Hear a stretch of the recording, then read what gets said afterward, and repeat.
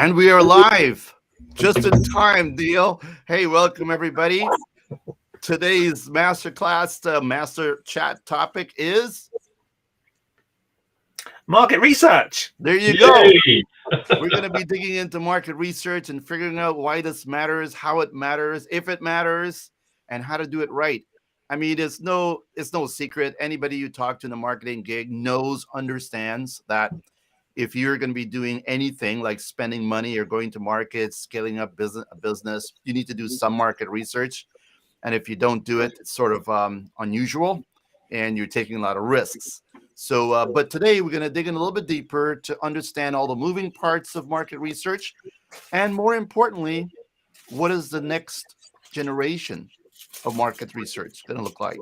Our usual guest and host, of course, is Randall and Neil and myself, Julian. And we've got our special guest, Carl West. He's from a company that does market research, and he's going to explain a little bit about that. So, Carl, first of all, welcome. How are you doing? Thank you. Thank you. Very well. Very excited to be on here. Looking forward to having a chat with you all and talk about the values of market research and how it can impact on business. But yeah, looking to have some fun while we're here as well. Well, you're going to be in a hot seat because you've got 3 hosts now targeting you. So when one gets tired, the next one takes over. It's almost like the 3 months. We passed the baton. All right. I thought this was a panel debate, not the Spanish Inquisition. Well, it's a little bit of both, you know. We like to put people in the hot seat. Right. But Carl, let's give the definition first. What is this market research and why it matters from your perspective? Okay, so I guess really for me, the first point when you're looking at business is about how you size the market. Okay, so the total addressable market. That's the first thing I would consider when looking at market research. It's about sizing, identifying, and then measuring the markets that you play in. And the research, whether it be primary or whether it be secondary, it allows the business the ability to get insights, therefore not making gut decisions. Because some gut decisions can be lucky, but quite often gut decisions can cost businesses a lot of money. In some cases, gut decisions can kill a business. So market research is about basically sizing, measuring, and understanding the types of businesses you sell to, the types of consumers that you're advertising to, and understanding how they act and how they work, so that you can improve your sales process and be more profitable. So, Randall, what's your definition? Well, I just want to bring a quote and maybe ask a question from it. It's a quote that says, "Marketing without market research is like driving with your eyes closed." So if you are driving with your eyes open, which is what you would do if you work with you, what should someone look for in terms of that market research? What's the I guess measurement is everything, and market research is a lot about measurement. And unfortunately, traditionally, if you look at the old way of market research, it's typically been about measuring what you've done or measuring the market and looking back and evaluating whether you've done well or whether you've done badly.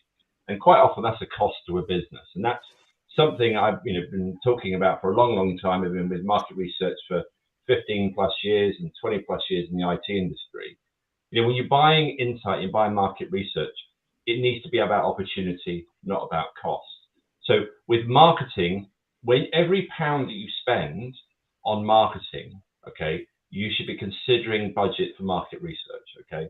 Now, as far as a ratio is concerned, I'd be looking, sort of 10% to 5% in the sense of standard marketing. But the fact of the matter is that marketing is about broadcasting out to your customer base and your consumer base, but you need to be able to measure that communication. It needs to be two-way. So you can broadcast the messaging all you like, but you need to understand how it's been heard, how it's been understood, and whether it's had an impact on what you're trying to do. So if you're doing marketing with your eyes shut, you can, with a scattergun approach, you can hit some consumers and businesses that are going to buy into your messaging and your product. But it would be far better doing that marketing with your eyes open so that you can see the response, the feedback from the marketing that you're doing. And then what you do is you iterate, you refine, you improve, and then you get more definition. And more definition, you get better rates of return and less wasted cost. And Neil, being a salesperson primarily and a coach, says, what do we need marketing for? Wow, I mean, it's very interesting because before we jumped on the call, I was listening to the interview you did with Julian earlier, and there's a lot of stuff there which resonates and makes sense to me. Because the one thing I found sometimes the issue internally, or the resistance in companies to market research, is they go, "We've done that." You know, they did it when they launched the business a decade ago, so we understand our customers, and they never revisit. So I really like what you were just there saying about that notion of actually think about your market research as a percentage of your overall marketing spend. So I guess, yeah, so that's got kind of like my insight there. And my question in terms of that, I mean, I think I know the answer, but telling the audience, how frequently should they be doing market research? Is it we do periodically and sample the market, or do you think it should be continuous? Ideally, with the way SaaS platforms are going now, to be more relevant, it needs to be basically on every interaction with a customer. So NPS, you know, a Net Promoter Score is a good example of that. And you can relate that directly into things like, for example, renewal cycles. So NPS is a great way to build in your renewal cycle to evaluate whether you're going to see churn at the end of that subscription period or end of that contract period. You know, you can make a pretty strong correlation between, you know, very strong NPS and obviously, you know, low issue within your interaction with the customer. You can see that a very happy customer and more likely to renew. The thing is that when you're looking at your general broadcast, so for example, through advertising, through you know, social, through account-based marketing, there needs to be a periodic interaction, a periodic feedback. Now, the way it was before with traditional market research agencies, you would, for example, if you're doing a segmentation, so a methodology that's used within market research is what's called a segmentation. In account-based marketing, it's a persona. And, you know, within your sales team, you're probably aligning to personas to, you know, the messaging has to be refined to certain types of people in the business. Well, segmentations, if you look at big tech brands, big, you know, retail brands, they all typically do a segmentation every 3 to 4 years. And the reason why is because it's a very costly thing. Okay. But look at a segmentation that was done. And essentially what all the segmentation does, it splits up the types of consumers and the types of businesses out there into different profiles. Now we do what's called a need-based segmentation. So using, you know, advanced methods, we establish the needs of the customer, what they need. Is it, you know, more power? Is it a bigger screen? Is it, you know, more internet access? Whatever it may be, you can then basically define these types of consumers or types of customers, and then based on that need, you can then market and campaign around that need, because you know the audience is there. You know they want to know about big screens on their monitors, for example, because they're working from home. So all you do is you talk to them about widescreen and how the advantages of productivity of it. So you have to with things like, for example, the marketing, with traditional segmentation, it's run every 3 to 4 years. Now with platforms like ours and others, you can do it almost monthly. You can do it, you know, weekly if you need it. The trouble is, of course, is that with a digital first economy, and Julian mentioned this before, and this is something that, you know, I was talking about at GfK before I moved to Quantilope. The way people, the purchase journey, the consumer journey has changed so significantly as a result of COVID. If you mapped out your customers 2 years ago on what they need and where they are and how they buy, it's irrelevant today. Okay, so when you're talking about frequency, it needs to be enough to be agile to keep you on the pulse of your customers, okay? But it doesn't have to, you have to evaluate that it's not too much, that you're becoming data drowned, and therefore it starts to lose the value of its impact on the business. Now, the sales marketing sort of balance there, every bit of market research you do, whether it's primary or secondary, i.e. stuff that you pay for, primary, or stuff you go and scrape off the internet, it has to have an action. It has to have something that will enable you to either grow, rationalize your costs, or find new businesses to work with.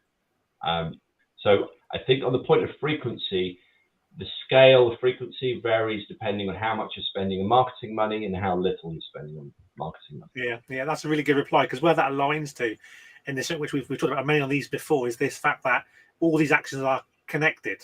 So that market research and the marketing can inform your sales team to make your sales team more active. So when you think, I'll save a few pennies on my market research because I want to spend more on marketing, you could be disempowering your sales force with that killer insight to transact sales. So again, it talks very much about the need for the modern MSP to have strategy across this area, rather than, if you like, the more traditional approach 10 years ago, which have been reaction. So that, that always aligns what Julian and Randall talk about and what we have within our platform as well, guys. Yeah, I mean, look, this is something that I'm really, really passionate about, clearly, but the fact of the matter is that the market research, I know there is the whole dichotomy of marketing, market research and sales, okay, and actually they're all interlinked, and as you said, they are really important factors in each other.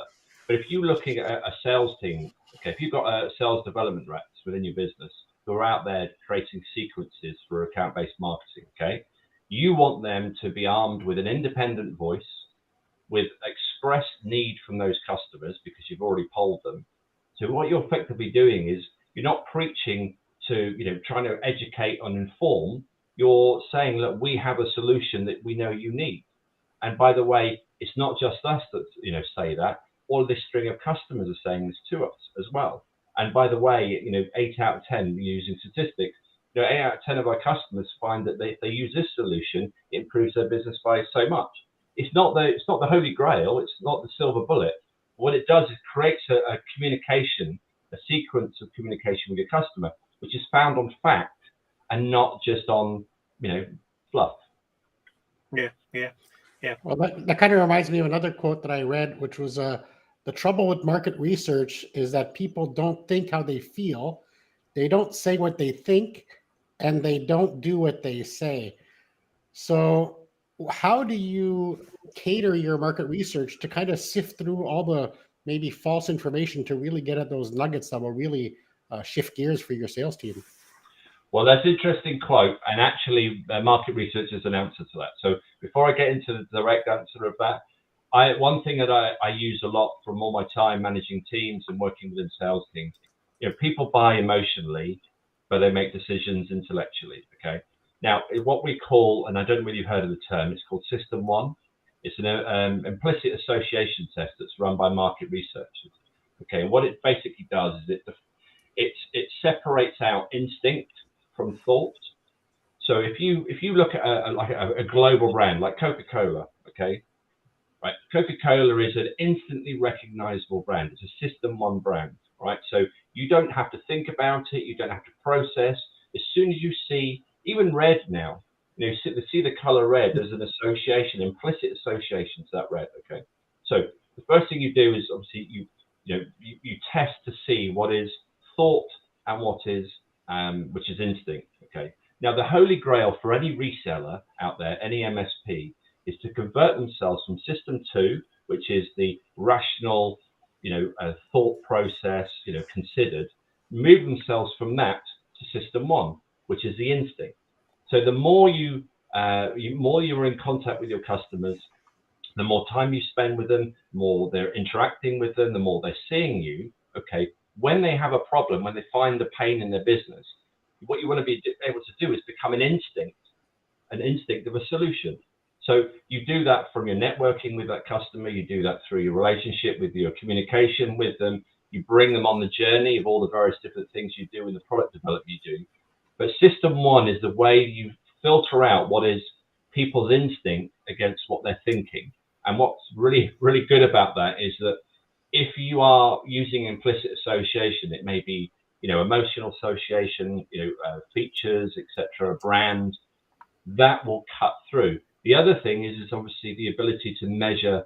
If you're doing, for example, a panel questionnaire to your customers, you can now with these online platforms measure how quickly they respond. And this is another way of getting through. So what's instinct and what they think they should be doing. Because, for example, shoppers, when they go out and they go, I'm going to buy something sustainable, all right?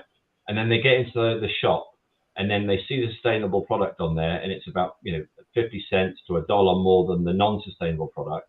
What they say they're going to do and what they actually do, as you alluded to, can be very, very different.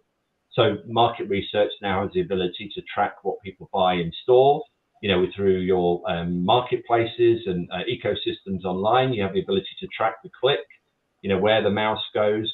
You have heat mapping now so that you can see where your eyes are when you're browsing online. There's a lot of investment in this in-purchase measurement, but pre-purchase and post-purchase is a great way to understand what was intent and what actually happened. And then that way you can adjust your campaigns. And I'm not saying this for the Joe Bloggs MSP out there, because there's a whole level of engineering in that, but you can actually then measure what they plan to do, what they have done, and if there is a scale of messaging or scale of pricing that will make them follow through on what they said they were going to do. It's like, for example, pricing is something you can do within market research. I'm not talking about cost. I'm not talking about, logistics or anything like that. Within market research, for what's called PSM, it's an advanced method. You can actually check to see what people are prepared to spend.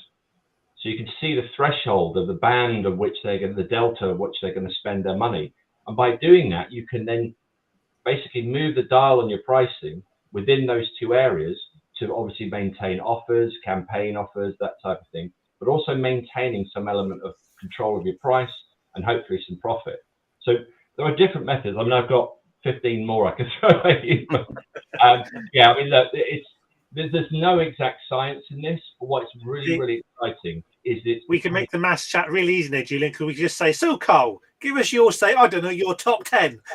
And then there goes the 60 minutes. Yeah. So Carl, gearing us back a little bit, when I look at market research, it's like most entrepreneurs, they sort of go their gut, I like this, so therefore everybody should love it, right? And that's me. That may or may not work, right? But in a way, what we want to do with market research is to really find out what the buyer really wants, how they think and how they act and all that stuff. And it's very difficult to sort of instinctively guess that unless you're a miracle worker, right? But we need to stop thinking about people wanting what we want and really putting ourselves in the shoes of the actual consumer, the customer, the business, right? Giving a concrete example for, let's say, MSPs today. Everybody wants cybersecurity, right? Because they're all afraid of getting attacked by everybody in the planet. And it's a difficult situation. So it's sort of like you could simply say something like, everybody needs cybersecurity. So therefore, I'm going to promote cybersecurity to everyone, right? But depending on who you promote that to, they may require different levels of security, right? So this is where the granular work happens, right? What kind of security services you offer, looking at that, and then figuring out who's the target audience for each of these packages or portfolios of cybersecurity. So if you've got a very complex cybersecurity with 24/7, SOC monitoring and so on, you probably don't want to promote that to the smaller business, right?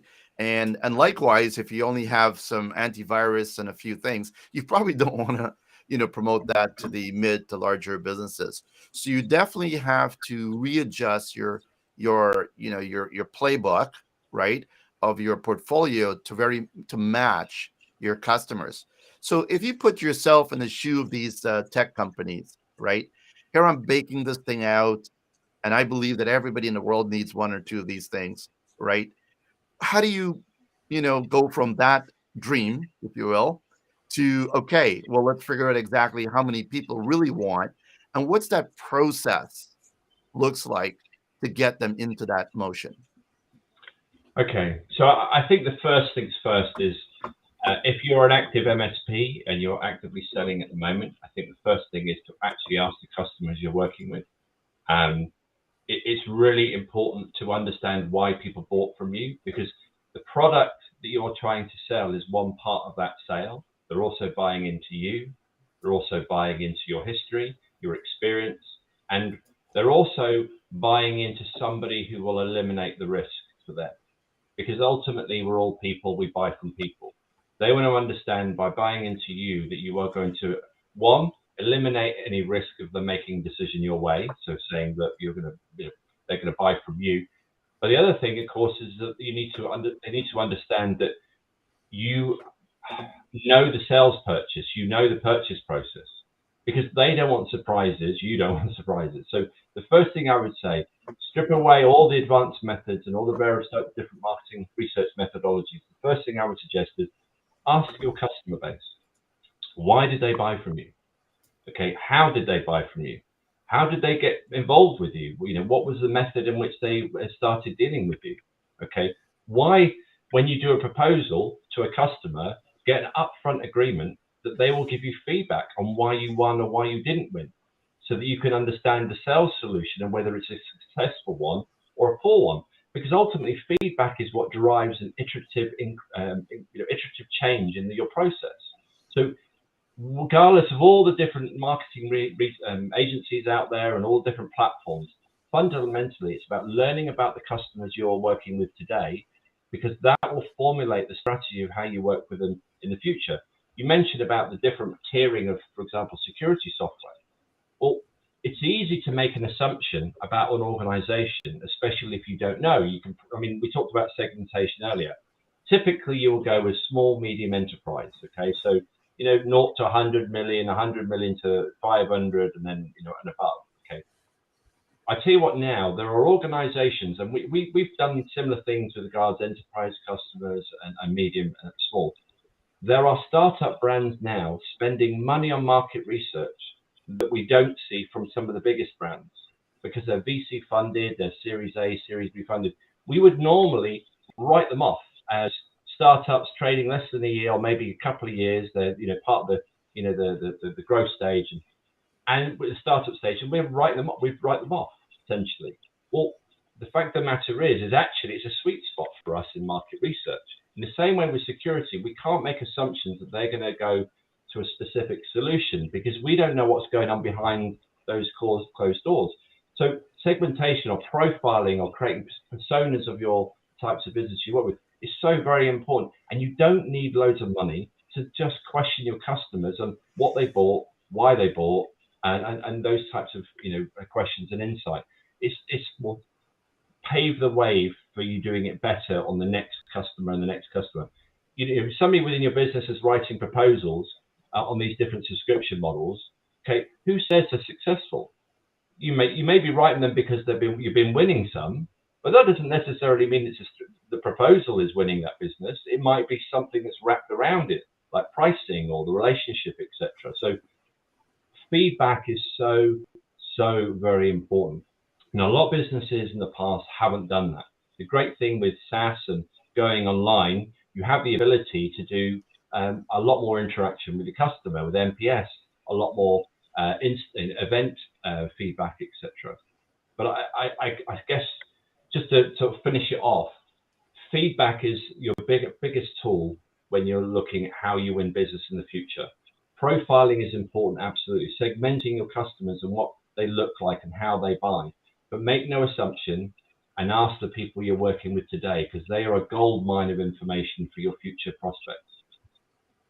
Carl, can you explain a little bit for those who don't know what NPS is and how it kind of like comes together? How does everybody get a score? Just a little bit of a brief overview on that. Yeah, I mean, it's one of the easiest marketing methods, and it's quite heavily commoditized now. You see through a lot of the CRM, ERP systems now, they have some form of NPS, and it still has great value. Essentially what it is, Net Promoter Score gives you the ability to get feedback on every interaction with your customer, whether it be online, whether it be in person, whether it be delivering product or evaluating the product or onboarding, etc. So basically a scale up to 10, and anything around the sort of the 8, 9, 10 mark is where you want to be going. That's kind of the holy grail.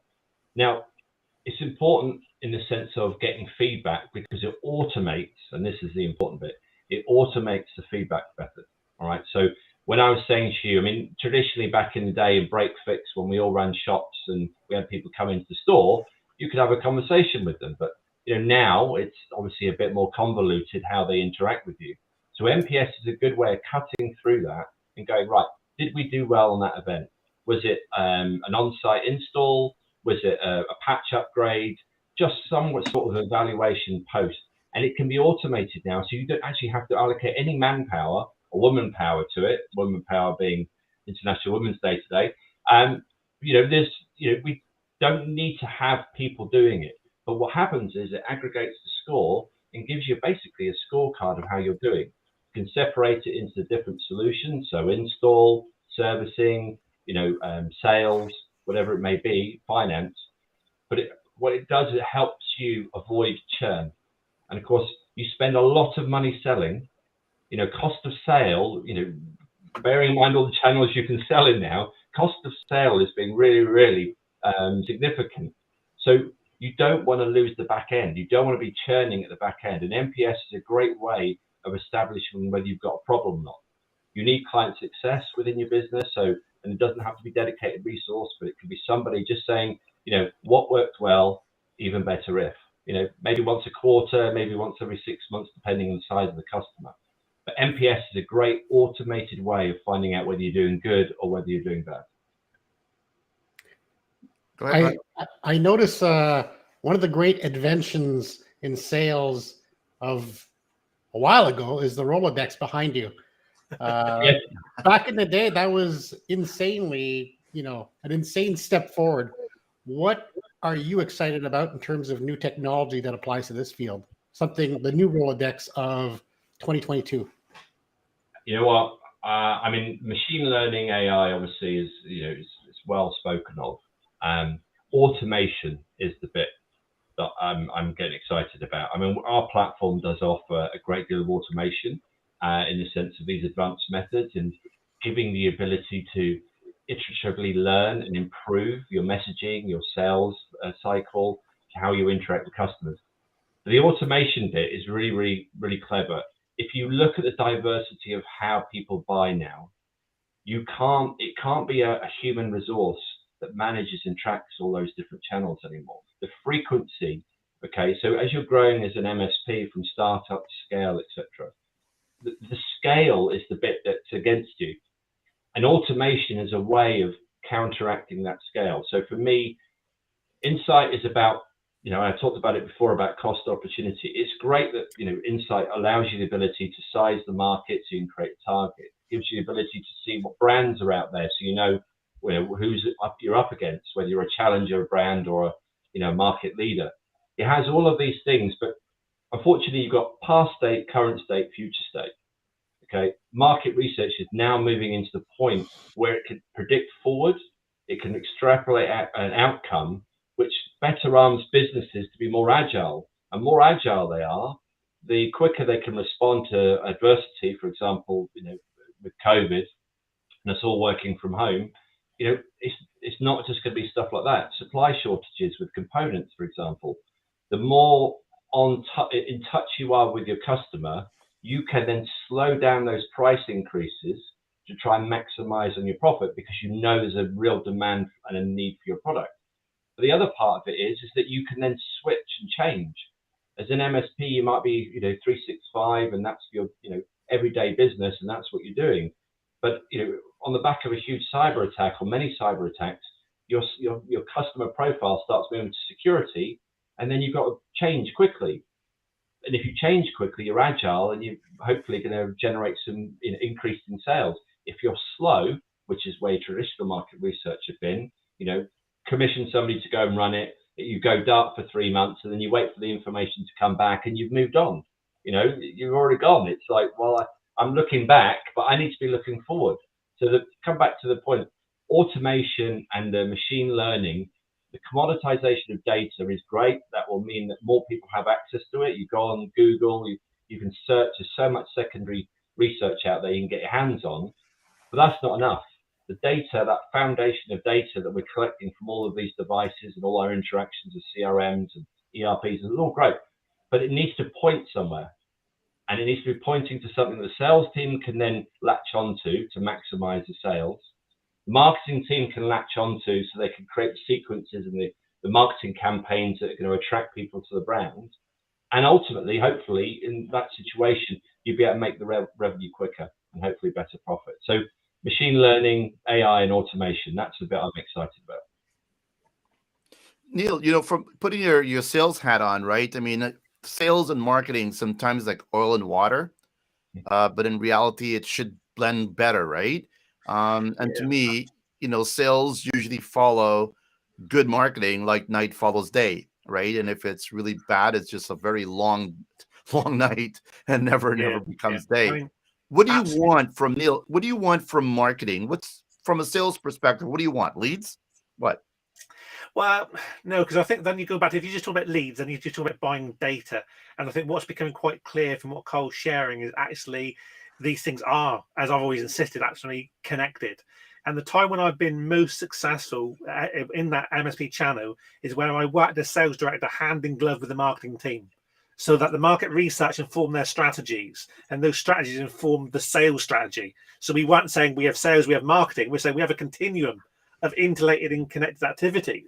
So that's kind of what I'm saying. So what I want from marketing is I want them to identify the insights which we should be talking about at that particular moment in time, because sales guys are normally great at cracking the door open and starting conversations, but they're not necessarily, because if you're paid on commission, you're very often motivated by sales incentives. So it's also really helpful if, when you design those, the marketer's gone, hey guys, this quarter security is our buzzword, next quarter we're doing this. These things help. So continuity. I've got like a follow-on question from that to Cole though, which is that I think what's really clear, and I think we're all on the same page, is how important market research as part of that business package is. What I'm curious about is, are you seeing that the attitude of MSPs is changing? Because definitely, if I go back 10 years ago, market research would be the last area that looked to spend money. A bit of marketing, a bit of sales, definitely. But are you finding that the MSP channel attitude to market research is beginning to become a little bit more enlightened, shall we say? I think if you look at the participation, let's step back a moment. Market research, it can be the wider macro market, but actually within an MSP, they're already doing it in the sense of their customer base. They're researching within, for example, with all the managed client software out there, so you can actually see how many devices are in the network, how they're working together, what their communication is, how many endpoint products you've got to support, the customers, how often they're interacting with you as a business. There is a lot of market research already happening with the MSP, but there has been a sort of a buffer between what was happening inside the MSP and what was happening outside. And I think if you look at the huge interest from VCs in MSPs and the IP that they're generating, and the fact that they're creating data which is very, very, very valuable to other MSPs and through the consolidation that's happening. I think I am seeing over the last couple of years, I was seeing MSPs becoming more open to macro research. If you look, mentioning a couple of people that I used to compete with before Quantilope, Canalis, Gartner, Context, IDC, Forrester, Jay at Forrester. So there was, this is typically secondary research, is not something they've commissioned themselves, although some of the big manufacturer brands obviously commission themselves, but they are looking at it as size of the market, where the macro trends are. So MSPs, I think, have always been involved in the macro trend, i.e. where's the market generally shifting towards. I think what's happening now is they're starting to look at the micro trends, comparing themselves against each other, understanding, through collaboration sometimes, but through competition as well. I think they are starting to be open to it. The great thing is, though, is that automated market research should be their bag. It's SaaS. An MSP is doing SaaS every day of the week. It's not a leap to go from a solution that's being offered to a market research, solution that's being offered. Imagine an MSP researching their customer base, feeding back anonymously what's happening, where it's happening, why it's happening, and then piping in all this external macro factor stuff in there. How valuable and sticky will the MSP be to their customer base? I'm not only serving you the service, support, and security that you need, I'm also telling you where the markets and the trends are going, and showing you that I'm leading that curve. I'm not following it. Therefore, I'm doing you your best service. That's quite an interesting point there, Carl, because a lot of folks thinking, market research is something I got to do so I can reach, go after new customers or targeted customers. But they're not even thinking that, hey, with this data in your hands, you can actually use that as an actual value add to show your clients where they should be going, why they should be going, and why you should become the trusted advisor, for them, because not only giving them the tech to do it, but you're actually helping them to move along that digital transformation journey, right? So that's an interesting way to look at market research. Data's a great call to action in the sense of it is a great reason to speak to and communicate with your customers. It can be relevant to your business as an MSP or as a manufacturer, but it also can be the wider macro insights that you see. But ultimately, you want to be in a position where you're adding value to your customer every day. Market research is one element of that, one string to the bow, as it were. And it's something that now is democratized because there are so many ways now that you can access this type of data. But you want to make yourself sticky with that customer in every way possible, showing value every time they look at you. When they don't look at you, you want to be still showing them value. Oh, by the way, you're doing this.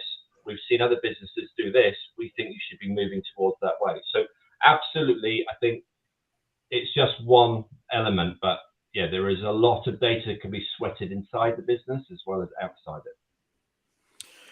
One of the other things too as well is when you look at the vendor community, right? So the vendor community is making the stuff, right? And you've got the channel community selling the stuff. And, the other, I think the easier component here as well is that vendors should also be very interested in helping their channel partners to do this market research and maybe collaborate somehow in doing that so that it can help them to identify, new opportunities, new markets, and so on.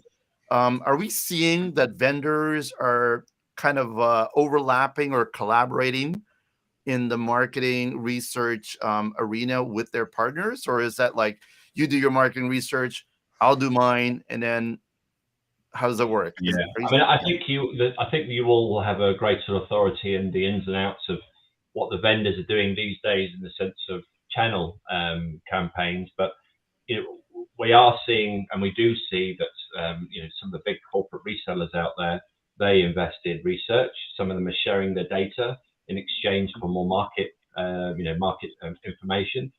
The vendors often, one of the things we haven't touched on yet is sometimes vendors buy and sometimes people buy data to validate their position. Don't take my word for it. This company did it. So they're saying it. So look at, Gartner's 4 quadrants. Look at the TEI report from Forrester, for example. People invest in that because it's validating or giving value to. And of course, the other thing is investment. As an MSP, as you're growing, you will want to sell and create revenue and hopefully some profits so you can expand. But you also want to seek investment. And that may be from finance and banking and so on, or maybe investors, angel investors, etc. They want to see how your subscriptions are and how your continuing revenue models are working. But they also want to know, are you doing better than the rest or are you doing worse than the rest? Vendors will share that information with you. Of course they will, because ultimately it's in their interest. We are the best vendor in this market, because then that's a story for you to take to your customers. Challenger brands, though, over the last couple of years, they've been making all the noise because, they've been brands that have come out of nowhere through need, whether it be shortage of supply of stock or whether it be just because a vendor's taken their eye off the ball. Challenger brands are doing it differently. And unfortunately, the traditional linear vertical line of purchasing, manufacturer, wholesaler, distributor, facilitator, and MSP, reseller, and end user, that is so blurred. The vendors down here next to the end user and the resellers and the distributors as one, and they're all there or they're out. The clear defined way of the product going from the person who made it to the person who consumes it is not, it's just not that way anymore. So market research does need to pass through, but unfortunately it's so convoluted now, you can't afford to let somebody else dictate what's happening. Because unfortunately, if somebody else is buying it, they're making themselves to look better than the rest. And it doesn't necessarily mean it's false. It will probably be true based on the way the data is cut, but you want to make sure that what you're using and what business decisions you're making is something you can be trusted and has been validated. So typically independent primary research is the best way. Got a question coming in from Scott out there, and the interesting question as well. You know, if you're an MSP, what kind of research data would you look to your vendors to provide that, you know, as an MSP, I will find value from that? Is there a certain data that I'd want to get from my vendors to help me? I mean, I think simple things like addressable market. So, you know, typically, what is the size of the market in that country, and what is the size of the market in that product group? You know, within that sector, within that vertical. So, if you're a specialist in education, you're a specialist in banking, you want them to be able to delineate or separate out. Okay, so the size of the prize. I know market research globally is about 79 billion. All right, that's the size of the prize for market research. Okay. I think, and I'm guessing here off the top of my head, I think the UK is about 35 billion. All right. But within 35 billion, then there's different types of research, and there are different verticals that research is sold into. So as an MSP, if you're selling security and you're selling into security education, okay, and you're selling into security education in the north of England, or, you know, in Canada or the US or a state, you want them to you'd be asking them to provide performance that they have themselves, okay, but also any market data that gives you an understanding of the size of the prize. So the addressable market's all very well and good, but you also want to understand share of wallet, okay, because if you know the UK is 35 billion in market research, okay, and most of them are spending it with the big agencies, and I'm not necessarily competing with the big agencies, then the size of the prize gets smaller, and the share of wallet that I can play on gets smaller and smaller. So with a vendor, it's about understanding what their market is, you know, what the size of the market is, what their market share is, what's left to go after, and then ultimately within that area, what's to go after, which are the specific verticals or specific product features that you can sell to. That's the first thing right off the bat. And anything after that is about validating your story and your campaign. So if they're using an agency to say they're the best security vendor in the US, okay, you use that to validate within your sequences out to your potential prospects, you know, your customer prospects, and go, right, we're working with, you know, the best security agency out there, security software company, and they have achieved this amount over so many years. Interesting stuff. I mean, there's a lot of times the channel community doesn't think to reach out to the vendor community to get this data, but the vendors are all doing this stuff, right? Yeah. You'd hope that they're doing it, right? And not just in the macro level. I think I agree with you. It's great to know the macro level. Hey, the market is so big, it's amazing. It's zillions of dollars. But the question is, you know, how do you go after that? What's the process to get there? How do you translate that into the actual partner community to help them do that on the ground? Or is it just that the vendors do the market research, do all the marketing, drive the sales leads, filter it back over to the partners to execute? That doesn't really work.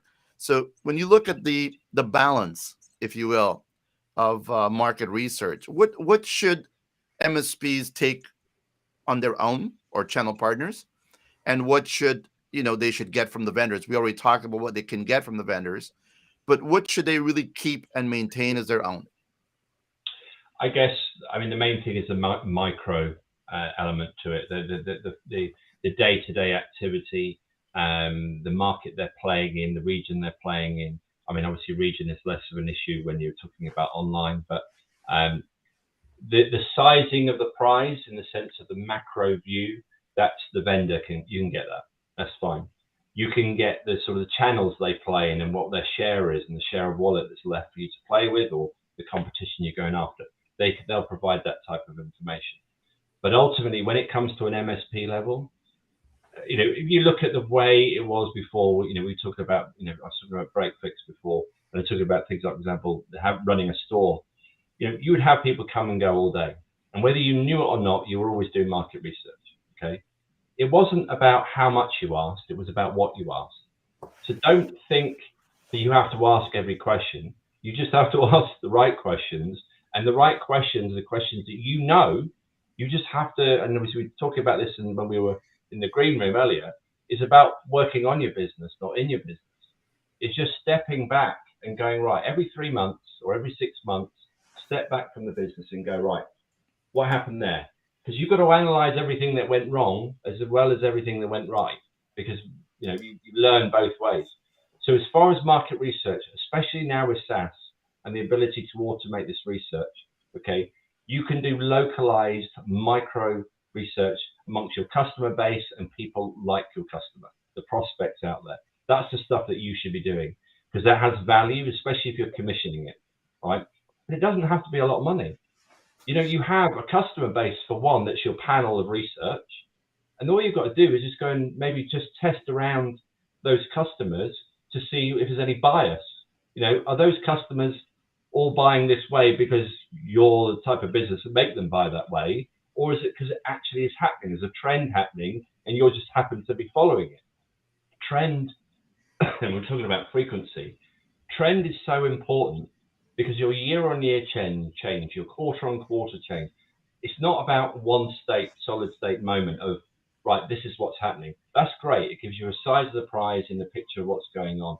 But it's the next time you check. The plan, do, review. And research at a micro level around customer satisfaction, net promoter score, things like, for example, MaxDiff, which is a automated advanced method that we have on our platform. That method alone tells you what customers really want and what's important, and it scales based on, they basically ask the same questions multiple times, yes, no, this way, that way, and it scales, and it makes you focus on the stuff that your customers are actually important to them, not just on all the other bits that sound important, you think is important, but actually has no relevancy to your customer. So keep it micro, doesn't have to be big, okay? There's a lot of secondary research, and your vendors should be able to support you on sizing the prize and understanding your opportunity universe.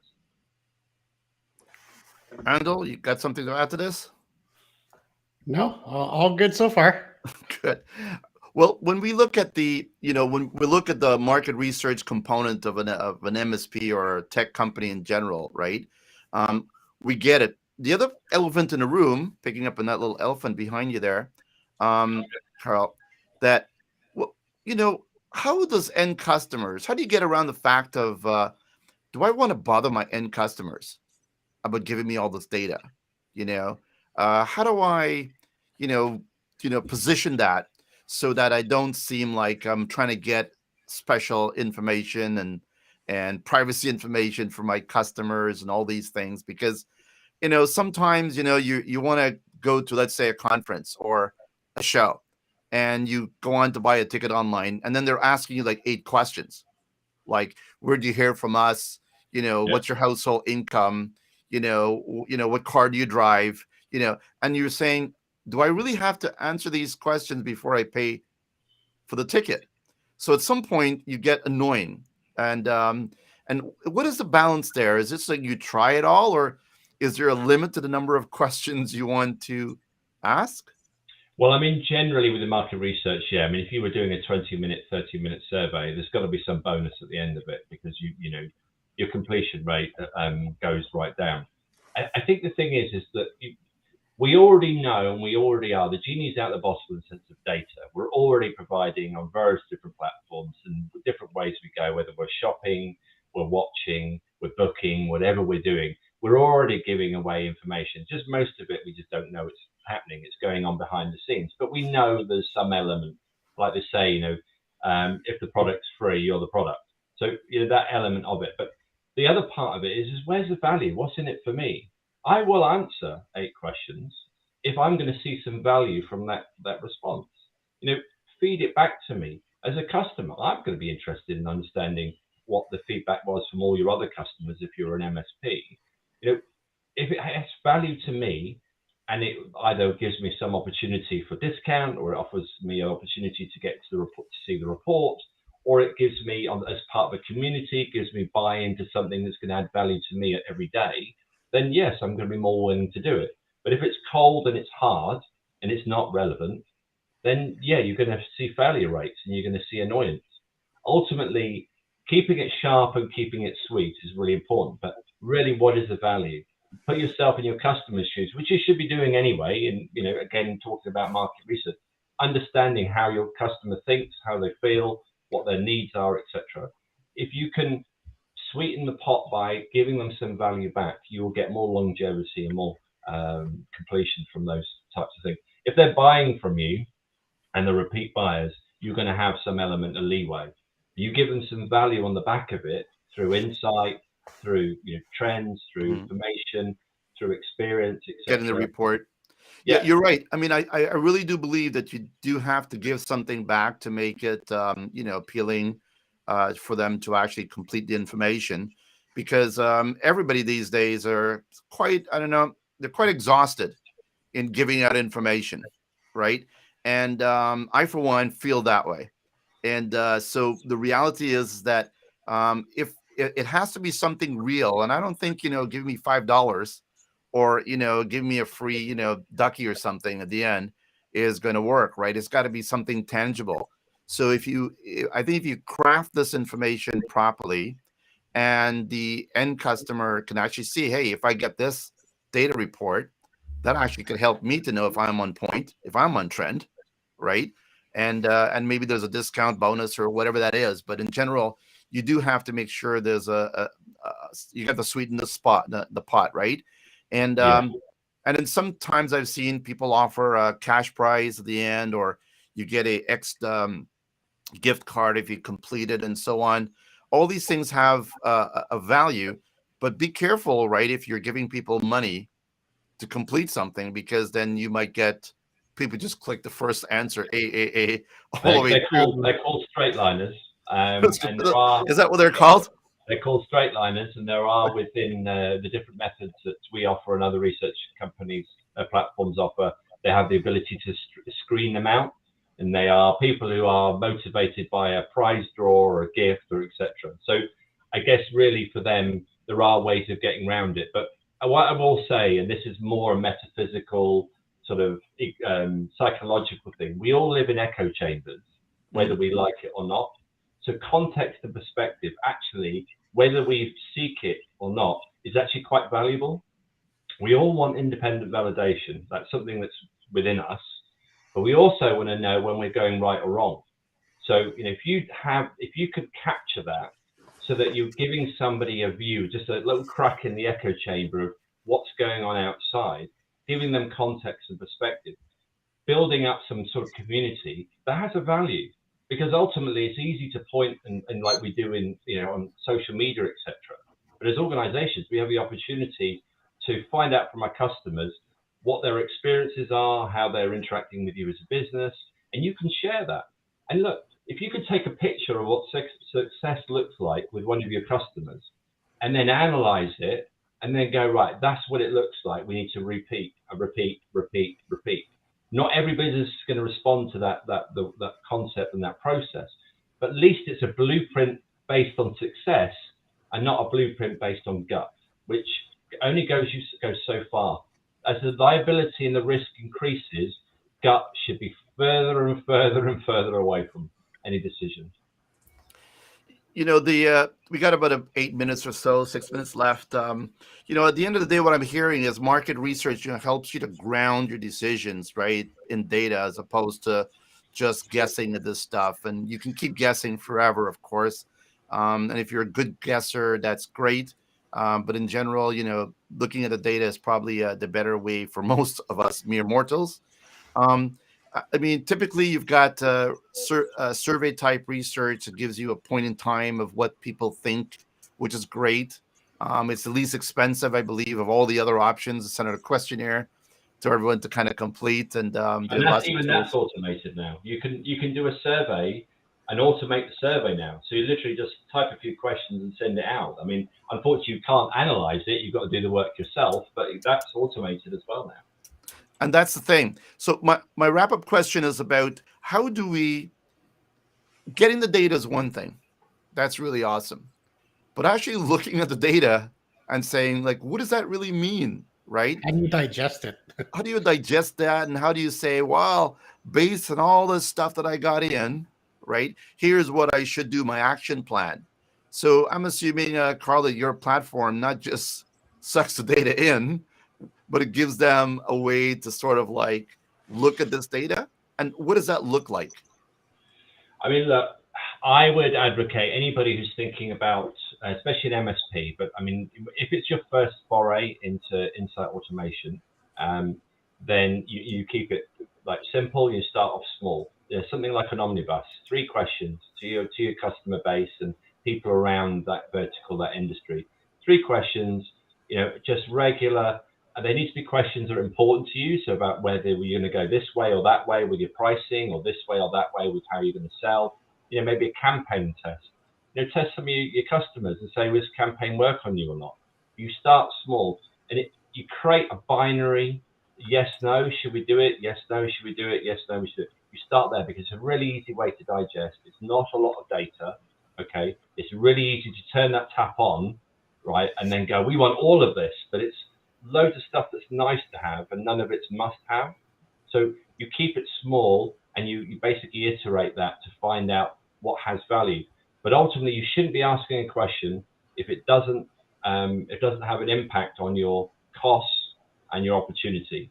So if you look at that question and it's fluff, then you don't ask that question, because the insight you're going to get from it is not valuable and has no place in your business.